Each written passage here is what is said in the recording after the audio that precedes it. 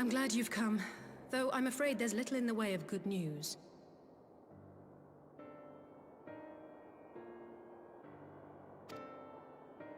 After you left, we reached out to both the Alchemists Guild and Stillglade Fane and attempted all manner of treatments. But the results were always the same. Whatever the answer is, it's not alchemy or conjuring.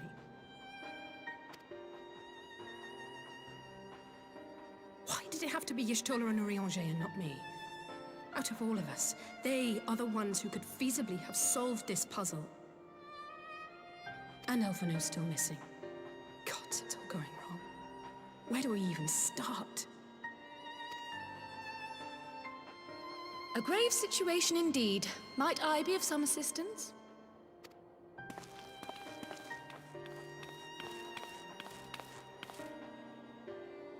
Cryle! I thought you were busy delving into the mysteries of Eureka. When word reached me of the plight of our friends, I could not well stay away. As a fellow scion, not to mention your erstwhile mentor, this is one of those times you should feel free to call on me, regardless of my personal circumstances. Yes, I should have thought of that. Thank you for coming, Cryle. We would welcome your insight. And I should be happy to provide it. Now, what's this I hear about Alphino heading into Imperial territory? That boy always did have some funny ideas. Do you remember the speech he gave when he was accepted to the Studium?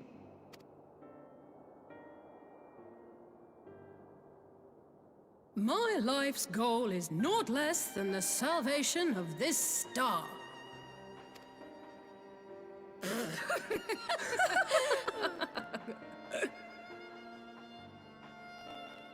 That particular grand pronouncement has been a source of great embarrassment to him, as you know.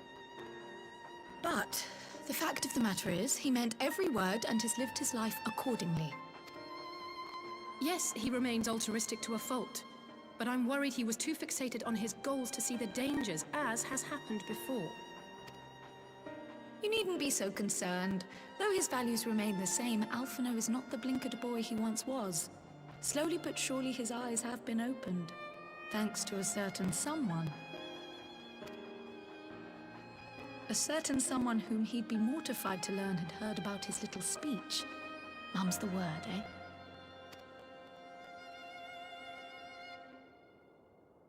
Right, I'd better have a look at our patients. They're in the infirmary, I assume. I'll need absolute quiet, so it would be best if I did this alone. If you'll excuse me.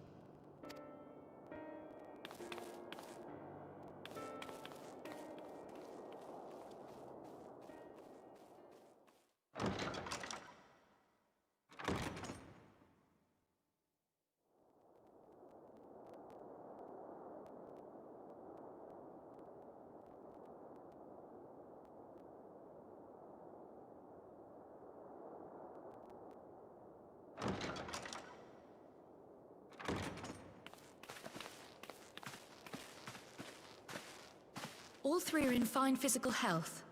At a glance, I would say they were merely sound asleep. Except for the fact that I couldn't sense the slightest trace of them in their bodies. It's as if their souls have taken leave of their physical forms. Ah, yes. The Elder Seedseer made a similar observation. I've read the report. When you heard this mysterious voice, you described feeling as if you were somewhere else, yes? If we assume the ether which comprises your essence is being drawn to some other place, then it may be possible to follow the trail it leaves behind, just as we did in our search for Thancred. I wasn't around for that, but I can't imagine it was easy. Oh, it wasn't. But that's no reason not to try. I will have need of Master Matoya's crystal eye if I'm even to make the attempt. So I suggest we pay her a visit.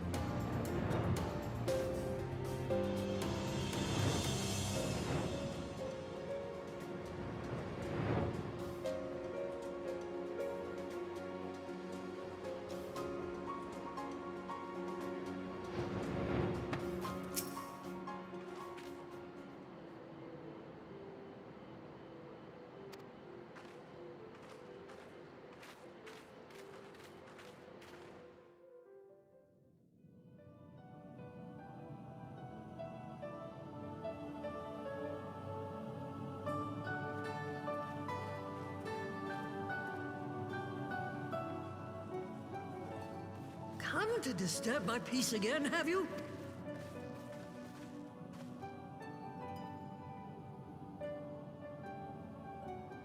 Oh, I mistook you.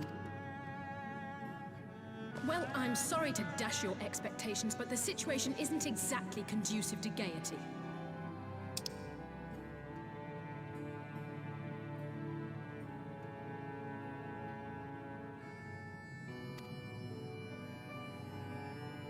Ha! That's more like it. Stoller used to spit and hiss like a wildcat too. Better for a young thing like you to be filled with fire and leave the doom and gloom to your elders.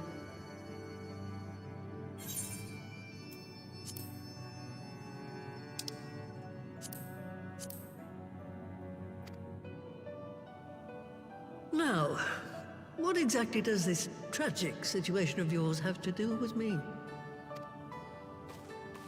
If I may, Master Matoya, we have need of your crystal eye once more.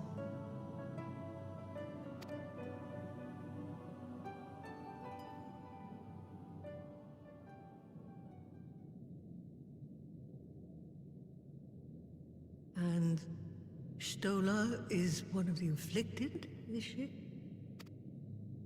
Very well. She may be an ungrateful stray, but she's my ungrateful stray, and I'll not see her buried before I am.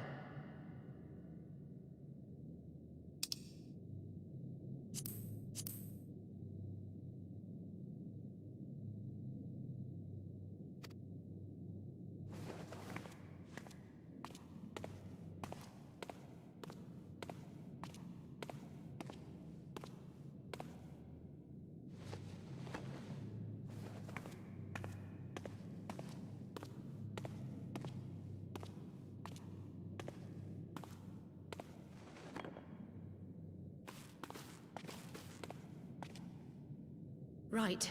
Let us see what we can see. I'll begin from where our friends first fell, and cast my senses out from there.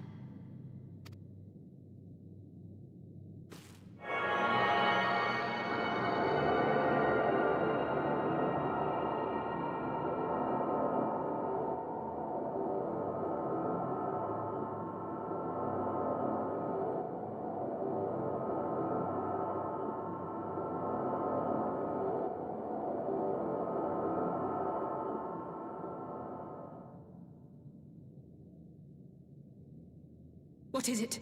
Did you find them? This doesn't make sense. How is it even possible? How is what possible? Kryl, what did you see? The threads, they just ended. And no, I didn't lose track of them. I followed them as far as they went. It's as if they were cut off. Could their ether have dissipated if it had? Oh, gods! Their bodies are just husks. It's like the broodmother's daughter all over again. No, this is different. The Kalyana girl was already dead, body and soul, when Lakshmi effected her resurrection. Aye, let's not jump to conclusions. If their physical forms yet breathe and show no signs of wasting, then it follows that their souls must still be intact somewhere. But where? That's the question, isn't it, girl? Death has not taken them to the ethereal sea, yet there are no tracks left for us to follow.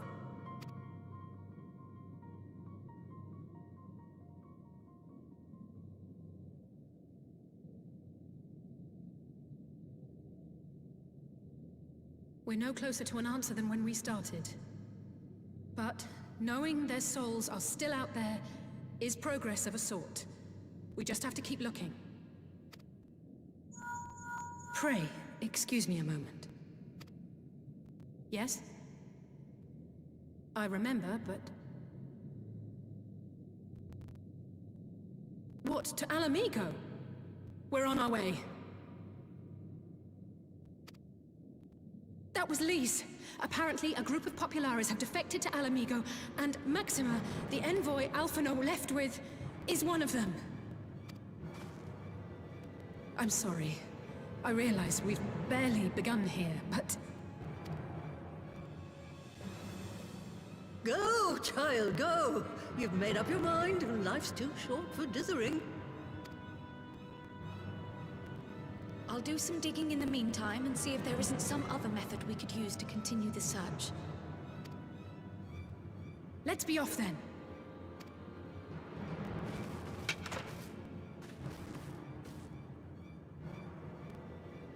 Oh, not again. The enchantment barely seems to take these days. I chalk it up to old age, but I rather doubt it's that simple.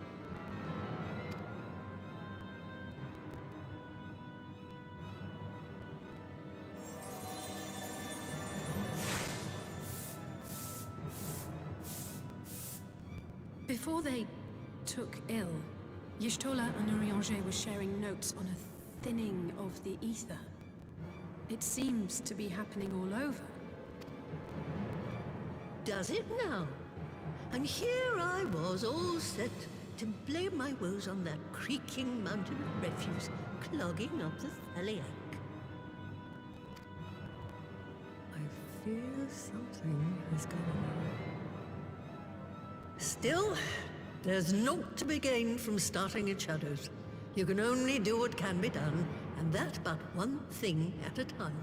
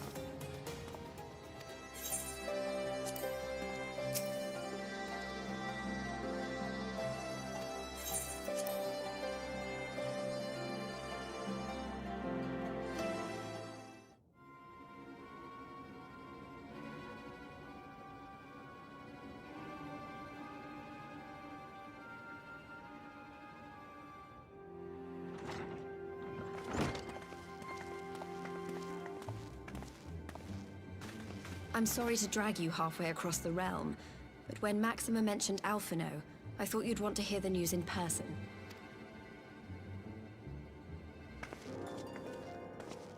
Ah, we meet again. Though I was hoping our reunion would be under more auspicious circumstances. What happened to my brother? Where is Alphino? Never fear, my lady. Your brother was in fine health when I took my leave of him, and I have no reason to assume that has changed. You assume? If you will allow me, I shall endeavor to explain events. Our troubles began not long after we departed Doma. While crossing the burn, we were fired upon by the Emperor's personal guard and forced to make an emergency landing. As we stumbled from the wreckage, our attackers fell upon us again, and we would have perished there and then were it not for the intercession of a third party, a band of mercenaries whose leader claimed to pursue a vendetta against the Ascians. This shadow hunter, as he styled himself, then escorted us out of the wastes to relative safety. Upon arriving back in civilization, I gathered my Populares colleagues and prepared to flee the Empire. Master Alphino, however, declined the invitation to join us, preferring to continue his investigation into the Ascian threat. Well, at least he's not lying in a heap in the burn. Tell us more about these Ascian hunters. Who are they? And is Alphino still with them? He is. As to who they are, I'm afraid I have nothing to tell you. Beyond the fact that they root out and destroy Ascians, they were unwilling to divulge anything which might serve to identify them. They would not even reveal their next destination. But Master Alphino asked to accompany them all the same. Since parting company with your brother, we've been engaged in a game of cat and mouse with the Emperor's guard. We made our way through province after province, finding the army busy restoring order wherever we went, until we finally arrived here in Alamigo. I cannot thank Commander Aldin enough for giving us such an unexpectedly warm welcome.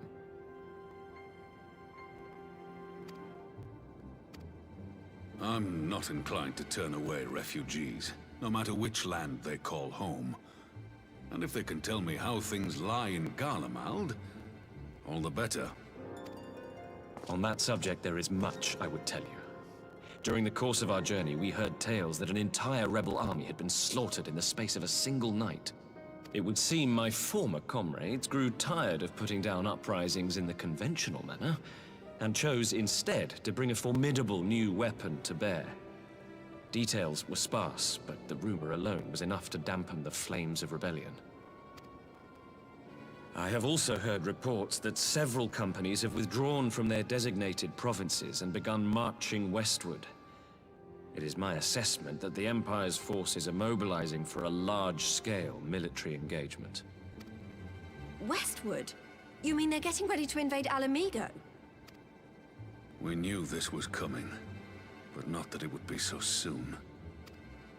We've barely even begun to shore up our defenses. They won't stop an invading army. No, they won't.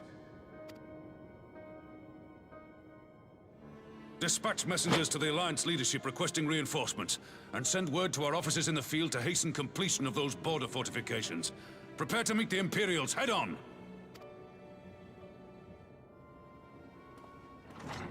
No matter how quickly we act, we still want for time. When the enemy comes into view, our best recourse will be to open negotiations with their commander, and see that the ensuing proceedings take as long as possible. Would you and Alize head to Doma and let Lord Hier know about this? I'm sure he'll want to hear about Alphino too. Consider it done. We'll send word when...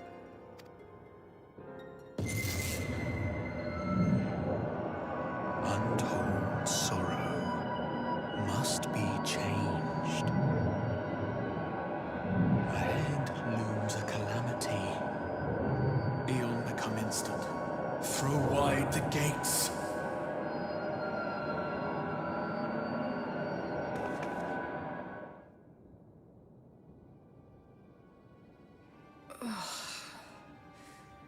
heard it too.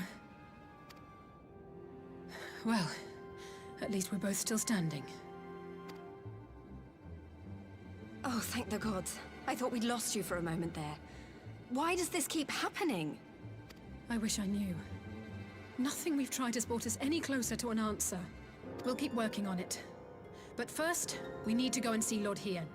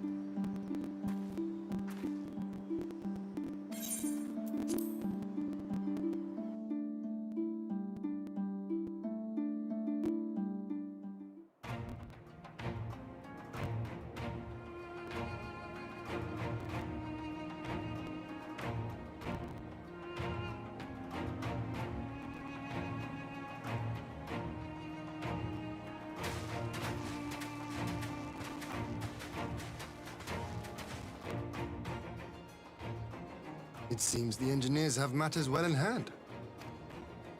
Should the barrier work as we intend, Doma will be free to reinforce her allies in Alamigo without fear of weakening her own borders. Honored friends, the time has come to put your hard work to the test. Start the generator.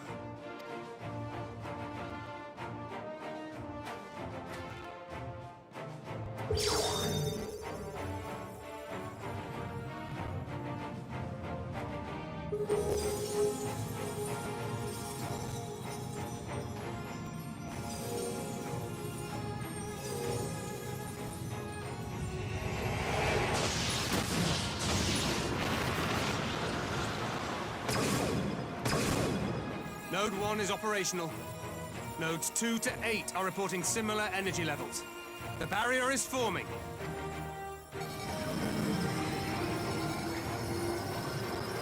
$1,000 yards, 2,000, 3,000. Expansion remains smooth. No fluctuations detected.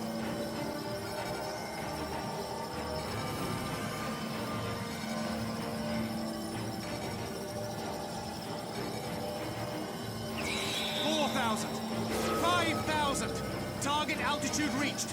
The barrier is holding steady at 5,000 yards. We've done it.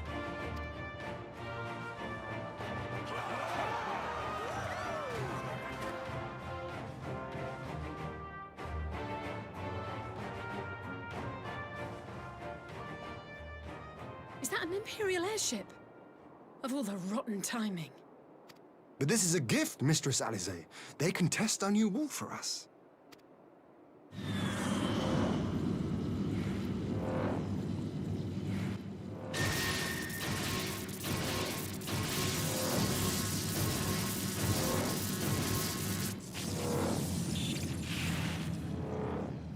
Seems solid enough, though I was hoping for a fireball.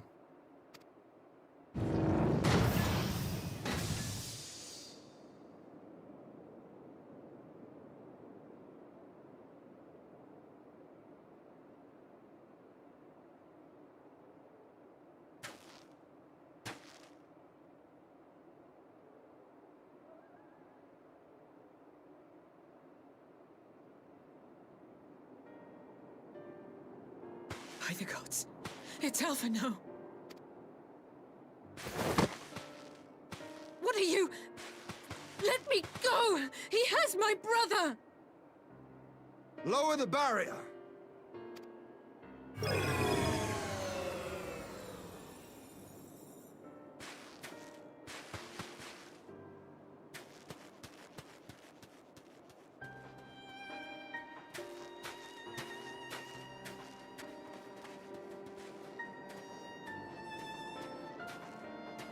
Be at ease, girl.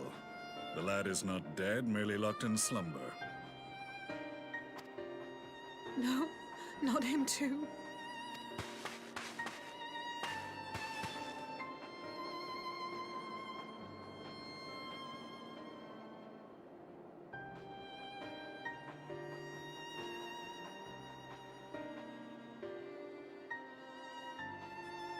We could identify no cause and found no remedy.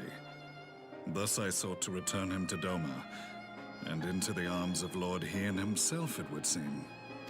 It is a day for fated reunions. Would you not agree, adventurer?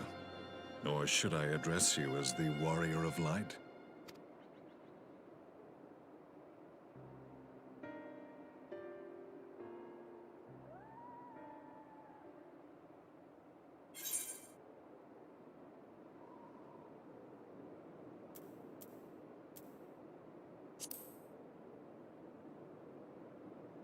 I, Gaius van Baelsar, the Black Wolf.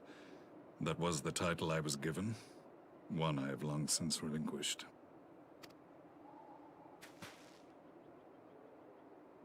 Stand down. The legatus of the 14th Imperial Legion died in Castrum Meridianum.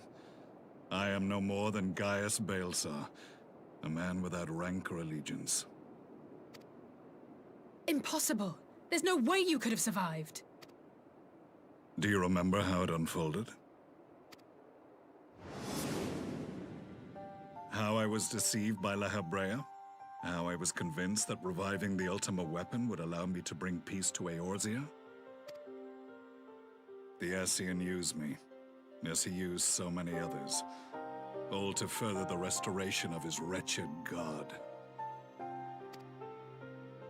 Yet even with the might of Alec at my command, you bested me. And as the Praetorium went up in flames, I was content to burn along with it. For a moment at least. A moment of folly.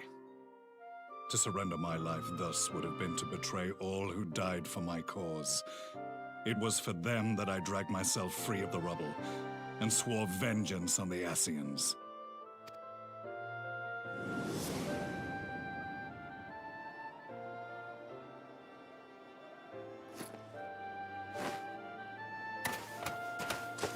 The Black Wolf has shed his pelt, never to return to Garlemald or her legions. I live now only to exact revenge.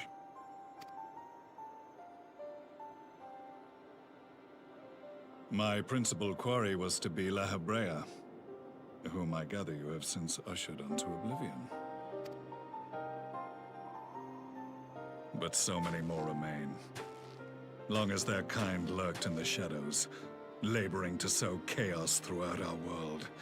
I would see each and every one dragged into the light and put to the sword. Are the Scions not of like mind? In this single respect, perhaps. Then I shall continue the partnership the boy began, and share what intelligence I have acquired. Among the Ascians, the Black-Masked Ilk are subordinate to those who wear red. This you already know. Yet among the Red there exists a hierarchy. Those set adrift with the shards clearly stand below those still joined to the source. Nabriales, who once dared to intrude upon the Rising Stones, belonged to the former group, and while he was indeed a dangerous foe, his powers were inconsequential next to the paragons of the source. The first was La Habrea, who plagues us no more. There is also the white-robed Elidibus, and the elusive Emmet Selk, about whom little is known.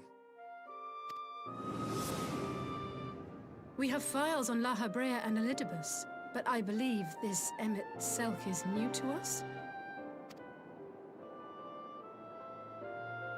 As I assume my brother told you, we have evidence to suggest that an Ascian now walks in the body of the Crown Prince. Have you identified this interloper? Elidibus seems the most likely culprit. As emissary, it is his role to maintain the equilibrium between darkness and light. Your many deeds in Hydaelyn's name have upset the balance, and I believe he seeks to restore it by throwing his considerable power behind the Empire. As a leader of the Ascians, he is one of our primary targets. It was on the trail of this very prey that the boy and I came across the scene of a failed uprising. In the absence of a single Garlean casualty, we inspected the bodies of the rebels, and the lack of any external injury drew my immediate attention. They had been slain by Black Rose, an alchemical invention of the Imperial Army.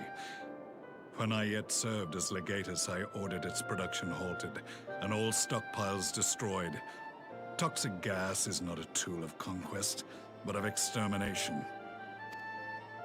Toxic gas? This must be the new weapon Maxima warned us about. Something deadly enough to sweep away all resistance in a matter of hours. Gods. You don't think they're planning to use this in Alamigo, do you? Put your fears to rest. We infiltrated the production facility and destroyed all existing stores of the chemical along with the plant itself. Even should they rebuild the operation, they will not soon manufacture another batch.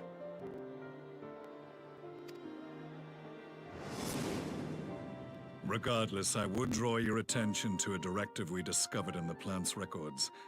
The document was marked with a recent date and authorized with the signature of one Zeno Ciegalvus.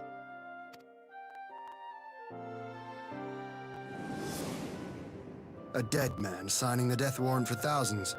'Tis bad comedy.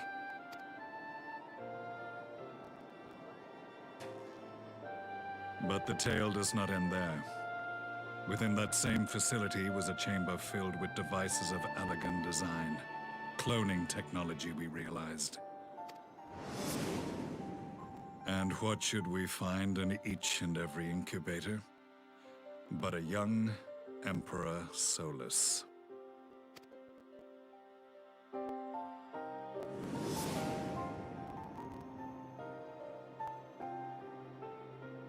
All of which prompts the question, were the Ascians responsible for these abominations, or was it the will of the Emperor? I must know which hand guides the Empire. Though I have given up my rank, I am yet a son of Garlemald, and I will fight for the future of my homeland.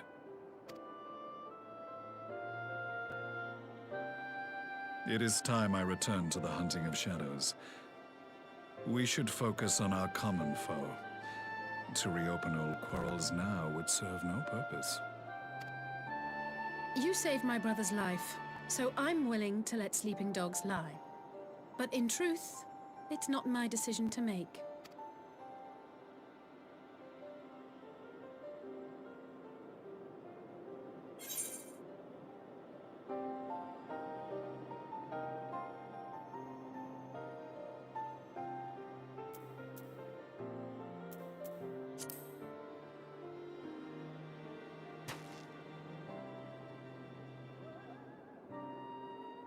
There was a time when I scorned those who placed their faith in false gods, even as I, in my blinkered conviction, place mine in Ascian promises.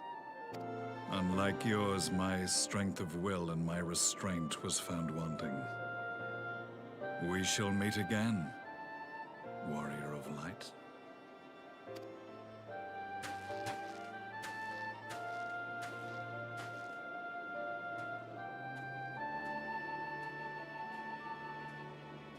So that was the infamous Black Wolf. An unexpected ally, to say the least.